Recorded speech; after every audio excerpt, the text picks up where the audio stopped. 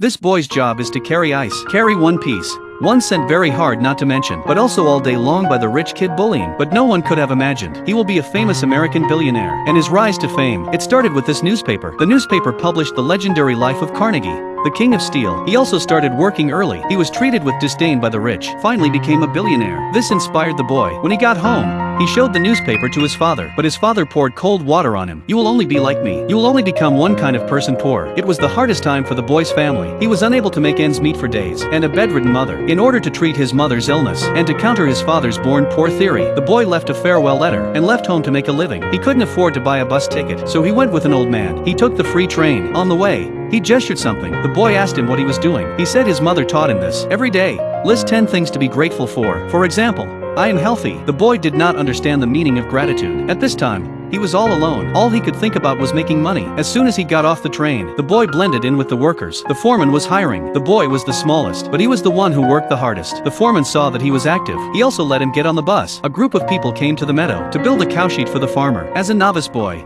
the stakes he built fell down when he pushed them. Not to be defeated, he began to study the piled riding technique. The sun was blazing. Everyone else was drinking water and resting. Only he was still working with brute force. At night, everyone was drinking and playing cards. Only the boy was struggling to find a way to get rich. He didn't want to be old in the future. He didn't want to be like them when he got old and had nothing to show for it. So the boy approached the farmer. He asked him for the secret of success. The farmer said the first thing he had to do was to become a leader. The boy thought about it. He asked the farmer if the barn was finished a day earlier, could he keep the money he saved? The farmer said yes, so he did. The boy spent the night driving stakes. By the time the other workers came slowly, he had been working for 5 hours. The boy encouraged everyone. The boss doesn't pay by the hour. Why don't we finish the job a day earlier and get paid a day earlier? With that, he organized the group. Who was responsible for digging the hole? Who was responsible for driving the stakes? Who was responsible for building the shed? With the boy's mobilization, everyone really finished the work on the same day. When the money was paid, the boy received 40% more than everyone else.